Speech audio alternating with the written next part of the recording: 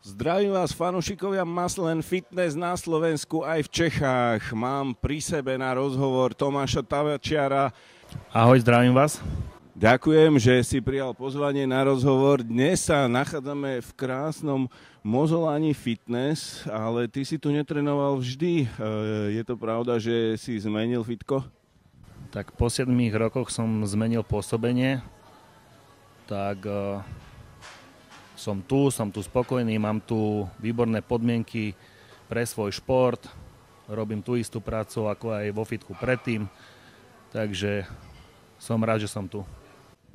Ja sa preto pýtam, lebo viem, že si chválil tie podmienky, ktoré tu máš, ktoré ti Andrej Mozolani vytvoril. A ja som počul, že vraj ľudia, ktorí tu cvičia, majú o 15% svalov automaticky naviac. Je to pravda? No, trošku sa sekol skoro o 30. Ježišmaria, ja som myslel, že to sú iba také reči, vieš, takže, ale keď to povie Tomáš Tavačiar, tak to bude určite pravda. My sme sa naposledy rozprávali v decembri o tom, že svojimi výsledkami na súťažiach si sa zatiaľ v tom bodovom rebríčku kvalifikoval na Olympiu. Jak to stojí teraz? Tak bola už prvá súťaž na Novom Zélande minulý víkend. Bodový rebríček sa vôbec nezmenil, stále som na prvom mieste, mám tam veľký odstup, mám 16 bodov, takže myslím si, že tam to by bol veľký zázrak, aby ma predbehli traja pretekári a mňa by z toho rebríčku vylúčili. Takže tým pádom je tvojim cieľom a jasnou métou tá Olympia stále? Nič sa nezmenilo? Nič sa nezmenilo, začal som prípravu na túto súťaž, bude to moja vlastne prvá súťaž v tomto roku, kde vlastne cieľim a pripravujem tú svoju postavu na túto súťaž. Takže začal som objemovú prípravu v januári. Momentálne vážim 110 kg, čo je najviac, ako som kedy mal. No a potom už by som chcel samotnú dietu robiť 16 týždňov pred Olympiou, kde už budem trénovať naozaj dvojfázovo so striktnou stravou. Nie, že by teraz nebola, ale už naozaj to bude dieta. No, hovoríš, že sa nič nezmenilo, ale skalným fanúšikom kulturistiky určite neuniklo, že si sa oženil. Neskríži ti to plány v príprave? Určite nie, verím to ako formalitu, nakoľko sme so ženou už 8 rokov. Chystali sme sa už na to niekoľko rokov, len stále nebol čas, pretože vždy som mal tú sobotu tie nohy. Takže teraz vyšiel čas a dobrali sme sa. Ja ti samozrejme gratulujem aj v mene Muscle & Fitness. Chcel som trochu odbočiť, ale viem, že v živote každého človeka je to významná udalosť, takže gratulujem. No ale späť teda k tvojej príprave na Olympiu. Začal si, spolupracuješ stále so svojím trénerom? Samozrejme, stále ma pripravuje Jožko Piri. Celú tú prípravu sme už nadstavovali od toho januára, ako som spomínal. Takže nič sa nezmenilo. Je to vynikajúci tréner, vďaka ktorému mám tieto výsledky a ktorý ma dostal tam, kde som momentálne.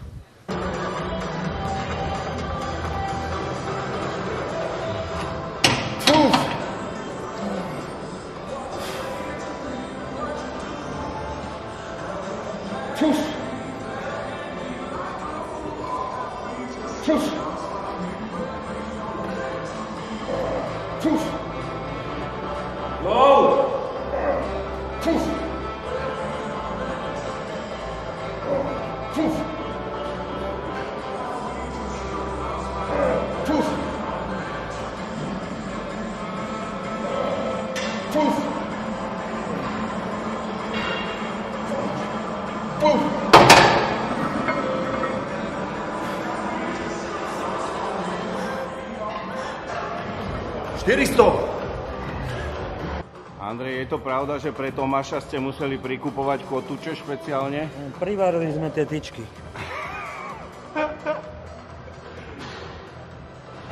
Ja tomu až tak na takejto vysokej úrovni nerozumiem, tak vedel by si aspoň tak trošku poodhaliť, ako vyzerá príprava profesionálneho kulturistu na Olympiu. Ja len poviem našim fanošikom, že sa budeš pripravať do kategórie do 212 libier, čo je nejakých 96 kg.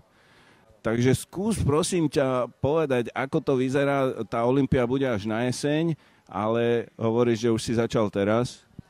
Tak musel som začať už, pretože v tomto športe to nie je až tak dlho. Tá periodizácia tam tých tréningov musí byť. Takže začali sme naozaj hrubou objemovkou, ktorú som nerobil dosť dlho. Z toho pôjdeme do nejakej objemovo-tvarovacej prípravy a do tej samotnej diety. Takže teraz sa snažím dvíhať ťažšie váhy, ten kalorický príjem je trošku vyšší teraz.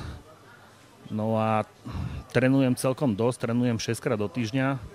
Vždy sa snažím jednu partiu za deň otrénovať. Robím aj kardio, aby som stále redukoval nejakú tú hladinu tuku, aby som nebol aj v tej objemovej fáze tučný, ako sa povie ľudovo. A robil stále len na kvalite, pretože ja tam nejaký veľký limit váhový nemám, pretože v Rumunsku som navážil strop rovných 212 libier, takže musím urobiť čo najlepšiu kvalitu. To som sa ťa presne chcel spýtať, že či máš nejakú váhovú metu, do ktorej sa chceš dostať, či ešte sú nejaké kila, ktoré chceš nabrať, alebo skôr sa budeš zameriavať na tú kvalitu svalov? Myslím si, že túto váhu, ktorú som nadobudol, už by som nechcel prekročiť cez ňu a už robil naozaj len na tej kvalite a na tých slabinách, ktoré mám, pretože tá symetria tela je najdôležitejšia v tomto športe a pokiaľ by sa mi podarila urobiť tá tvrdosť vrchnej polovice tela, ako som mal minulý rok spodok, tak by to bolo, myslím si, že veľmi zaujímavé. Si už v tejto našej hre dlhé roky. Musel si teraz vzhľadom na tú Olympiu urobiť nejaké zmeny v tréningu? Alebo nejaké výrazné zmeny? Vôbec nie. Proste je to úplná klasická príprava, akurát so zameraním na niektoré tie partie, ktoré potrebujeme ešte zlepšiť. Ale tá disciplína a ten systém tréningu a ten drive tam je teraz trošku väčší, lebo tá motivácia je neskutočná. Predsa koľko pretekárov sa dostane na Mr. Olympia, hej, je to strop v tomto športe, nič viac v tomto športe neexistuje. Takže mám z toho velikánsku radosť, ale zároveň aj zodpovednosť sám voči sebe, pretože jedna vec je sa tam kvalifikovať a druhá vec je tam nejako obstať a nerad by som tam bol do počtu. To sú zaujímavé ambície, ja ti budem držať palce. Páči sa mi, že ideš na to takto. Mne vždy vadí na slovenských športovcoch v rôznych, nemyslím len kulturistike, tie ich skoro nulové ambície. No, skúsim zajazdiť čo najlepší výsledok a mne sa vždy páči, keď niekto má tento drive ako ty. Tak mňa baví vyhrávať, hej. V amatéroch sa mi to darilo. Minulý rok som prišiel na to, že vlastne viem poražiť aj profesionálov. No a tak tento rok by som chcel urobiť opäť takéto svoje maximum tej postavy a som zvedavý, na čo to na tej Olympii bude stačiť, pretože tam nebude nikto omylom. Tam príde výborný pretekár a od neho ešte lepší. Takže mám čo robiť, aby som medzi tou top 20 alebo koľko nás tam bude, proste bol konkurencieschopný. A bude tá Olympia tvojou prvou súťažou, alebo sa plánuješ trošku rozsúťažiť ešte predtým? Nie, všetko smerujem na túto súťaž. Jedine, keby ma naozaj predbehli tí traja pretekári, že by nazbierali tých bodov viac ako mám momentálne, tak by sa museli ísť ešte na súťaž. Myslím, že Tampa je mesiac pred Olympiou, tak išiel by som ešte tam. Ale spolieham na to, že tie body, ktoré mám, tak sú postačujúce na to, aby som mohol smerovať celú tú prípravu na tú Olympiu. Ale samozrejme, že chcem ísť ešte 2 týždne po Olympii, býva Evosprák, proste túto súťaž milujem a tam každopádne chcem ísť. Je to takmer akoby domáce prostredie, cítiš sa tam takisto, že si na domácej pôde? Presne ako si povedal, naozaj sa tam cítim, ako keby som bol doma.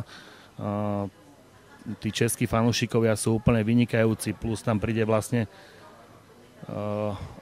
veľa fanúšikov aj zo Slovenska, takže ja to berem, ako keby som bol doma. Aj tvoj sponzor Extrifit tam má vždy dosť veľké zázemie, takže možno aj kvôli tomu je to celkom dobrá vec, dobrý spôsob prezentácie pre teba. Určite, ten stanok tam bol minulý rok najväčší na Expe a určite bol aj najkrajší. Tých ľudí tam bolo proste strašne veľa a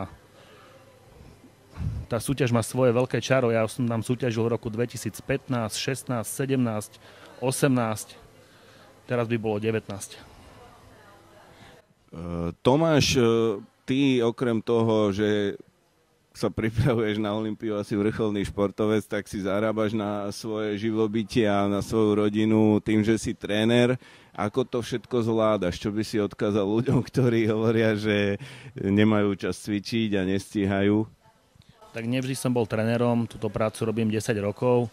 Predtým som robil manuálne, naozaj ťažkú prácu a dokázal som popri tom vyhrať absolútneho majstra Európy, takže ja vidím len vo všetkom, keď niekto povie, že sa niečo nedá, alebo nemá kedy, len veľkú výhovorku.